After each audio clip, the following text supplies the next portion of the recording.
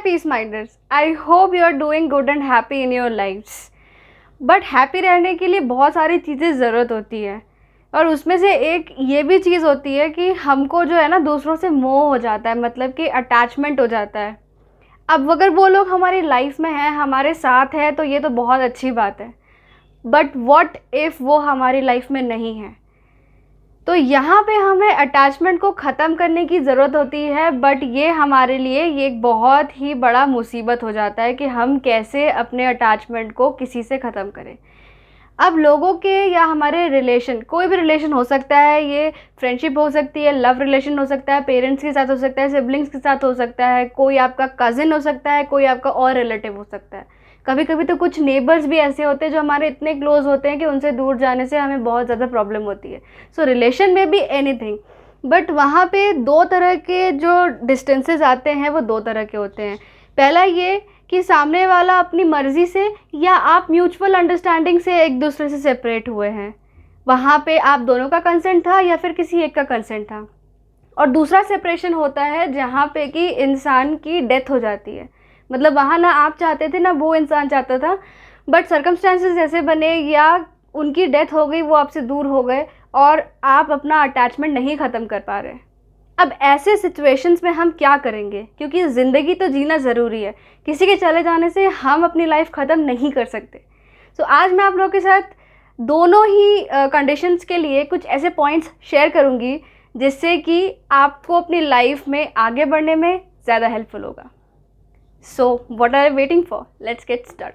सो पहला जो सेगमेंट है उसमें हम डिस्कस करेंगे जब कोई अपनी मर्ज़ी से आपसे दूर जा रहा है या फिर आप दोनों ने म्यूचुअली डिसाइड किया है कि आप एक दूसरे से सेपरेट हो जाएंगे। ऐसे सिचुएशंस में भी जो अटैचमेंट है वो तो बनी रहती है, वो तो जाती नहीं है, क्योंकि हैबिट, मैं हमेशा पीस माइंड प्लीज़ मैं ये बताती हूँ आपको कि हम जो भी कोई चीज़ करते हैं वो हम प्रैक्टिस से करते हैं, चाहे वो हमारे नोन में हो या फिर अनजाने में हो। तो यहाँ पे भी हम एक तरह की प्रैक्टिस करते हैं जो कि अननोन होती है या फिर हम अनजाने में कर लेते हैं। तो इसके लिए क्या करना चाहिए हमें? पॉइंट नंबर 1, हमें जो रीज़न है उसे याद करना चाहिए। गाइस, कभी भी अगर हम किसी से दूर हो रहे हैं तो उसके पीछे एक स्ट्रॉन्ग रीज़न होगा कि हम उसके साथ नहीं रह पा रहे हैं, हमें अलग होना बहुत ज़रूरी है, उसके साथ जो लाइफ है बहुत टफ होती जा रही है, इस वजह से हम अलग हो रहे हैं। तो वहाँ पे एक स्ट्रॉन्ग रीज़न होता है। बट जब हम किसी से अलग हो जाते हैं और कुछ दिनों बाद हम उस रीज़न को भूल जाते हैं और हमें उनके साथ स्पेंड किए अच्छे मोमेंट्स, अच्छे टाइम्स हमेशा याद आते हैं, और उसके बाद हमारा दिल हमेशा बोलता है कि वापस उनके पास चलो। उस टाइम पे आपको क्या करना है? पहली चीज़, आपको वो रीज़न याद करना है जिस रीज़न से आप उनसे अलग हुए थे। जैसे ही आप उस रीज़न को रिकॉल करोगे तो आपको ये समझ में आएगा कि हाँ, there was a very important reason जिससे हम अलग हुए थे, तो अब उनके साथ वापस जाना अच्छी और समझदारी की बात बिल्कुल भी नहीं है। Point number 2, take some time and move one step ahead. आप अगर सोचो कि आज ही आप किसी से अलग हुए हो या कोई आपसे दूर चला गया है और आप एक ही दिन में उस चीज़ से बाहर निकल आओगे, तो दिस इज़ इम्पॉसिबल। हम इंसान हैं, धीरे धीरे चीज़ें हमारे अंदर फीड होती है, तो धीरे धीरे ही चीज़ें हमारे अंदर से बाहर जाएंगी। तो ये चीज़ सबसे पहले खुद को समझाना ज़रूरी है कि हर चीज़ धीरे धीरे होगा। Okay, so one step at a time. Reason जब आपको मालूम होगा फिर आपको समझ में आएगा कि अब मुझे मूव आउट करना है। मूव आउट कैसे करना है उसके ऊपर मैंने एक वीडियो बनाया था, वो वीडियो भले ही ब्रेकअप के ऊपर था, बट मूव आउट करने का वो तरीका किसी भी रिलेशनशिप के लिए सही ही है। आप उसको देखिए और उसको ज़रूर फॉलो करिएगा। और जब जैसे ही आप मूव आउट कर जाएंगे तो one step at A time, एक टाइम पे एक स्टेप लेना है। मतलब कि आज आपने एक स्टेप बढ़ाया, कल एक स्टेप बढ़ाया, कैसे? खुद को कहीं पे डिस्ट्रैक्ट करके या फिर खुद को अच्छी आदतों में डाल के, या फिर अगर आप किसी रिलेशनशिप से बाहर गए हैं तो किसी और रिलेशनशिप में जाने के लिए धीरे धीरे सर्च करना स्टार्ट कीजिए। ये नहीं कि एक बार में आप सारी चीज़ें कर रहे हैं। So this is what called one step at a time.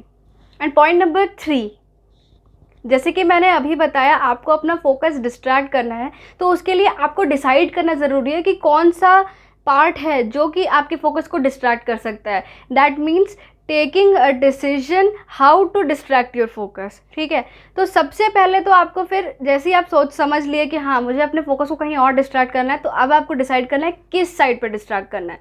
तो जो हम बचपन से जो अपब्रिंगिंग में जब बड़े होते जाते हैं ना, तो बहुत सारी ऐसी चीज़ें होती है जो हम करना चाहते हैं हम नहीं कर पाते हैं, आधे में हम रुक जाते हैं। उन्हीं चीज़ों को वापस से स्टार्ट कीजिए। कोई ना कोई ऐसी चीज़ होगी जो आपको अपने उस प्रॉब्लम से बाहर निकलने में आपको ज़रूर हेल्प करेगी। अब हम आते हैं वीडियो के उस सेक्शन में जहाँ पे कि मैं डिस्कस करने वाली हूँ कि अगर कोई आपके लाइफ से चला जाता है जो कि अपनी मर्ज़ी से नहीं गया है या आपकी मर्ज़ी से भी नहीं गया है, दैट मीन्स सामने वाले पर्सन की डेथ हो गई हो, तब आप उनसे अटैचमेंट कैसे ख़त्म करेंगे। सी अटैचमेंट बहुत बड़ा होता है, और जब किसी कोई मतलब बिना रीज़न के मतलब उनकी आपकी मर्ज़ी से नहीं जाता है, तब तो वो और ज़्यादा प्रॉब्लमेटिक होता है, क्योंकि वहाँ पे आप प्रिपेयर्ड नहीं होते उस डिस्टेंस को आने में। तो वहाँ पे आपको क्या करना है, सबसे पहली चीज़ कि आपको पेशेंस रखना है, because patience is the cure. Patience के अलावा कोई काम नहीं हो सकता। एंड दूसरी चीज़ आपको ये समझनी है और अपने आप को हमेशा रिकॉल करना है कि आपकी लाइफ बहुत ज़्यादा इंपॉर्टेंट है, आपके लिए ही नहीं, आपके साथ और भी जो लोग हैं जिनसे कि वो इंसान दूर हो गया है, उन सब के लिए भी आपकी लाइफ बहुत ज़्यादा इंपॉर्टेंट है। तो यहाँ पे हमें ये समझना है कि हमें रिस्पॉन्सिबिलिटी तो खुद ही लेनी पड़ेगी। ये जो आपके हाथ है, इन्हीं में वो सारी रिस्पॉन्सिबिलिटीज़ आपको लेनी है जो कि वो इंसान छोड़ के गया है। And the second thing is आपकी लाइफ बहुत ज़्यादा इंपॉर्टेंट है। तो ये जब दो चीज़ आप समझेंगे ना कि रिस्पॉन्सिबल आप ही हैं अपनी लाइफ के और आपकी लाइफ बहुत इंपॉर्टेंट है, तब आप धीरे धीरे धीरे धीरे उस अटैचमेंट से बाहर आने लगेंगे। Attachments are obvious, but practical life में रहना उतना ही ज़रूरी है। जब तक आप चीज़ों को प्रैक्टिकली नहीं समझेंगे, तब तक आप सिर्फ इमोशनल होके उसी प्रॉब्लम में बैठे रहेंगे, and this may lead to a mental illness जो कि आपको आगे जाके प्रॉब्लम में ला सकता है। आई होप ये वीडियो आपको समझ आया हो, और मैं चाहती हूँ कि आप वीडियो सबके साथ शेयर कीजिए, क्योंकि इसकी ज़रूरत हर किसी को पड़ती है। You can subscribe and like this video, इससे मुझे मोटिवेशन मिलता है हर दिन एक वीडियो बनाने का। आप अपने सारे पॉइंट्स मुझे डिस्कस कर सकते हैं कमेंट्स में, जो कि आप वहाँ पे हम डिस्कस कर सकते हैं। अदरवाइज़ आप मुझे डीएम कर सकते हैं, सारे के सारे मेरे सोशल मीडिया के लिंक्स नीचे दिए हुए हैं, just go through it. And मैं मिलूँगी इसी बात पे आपसे नेक्स्ट वीडियो में। Much love and God bless.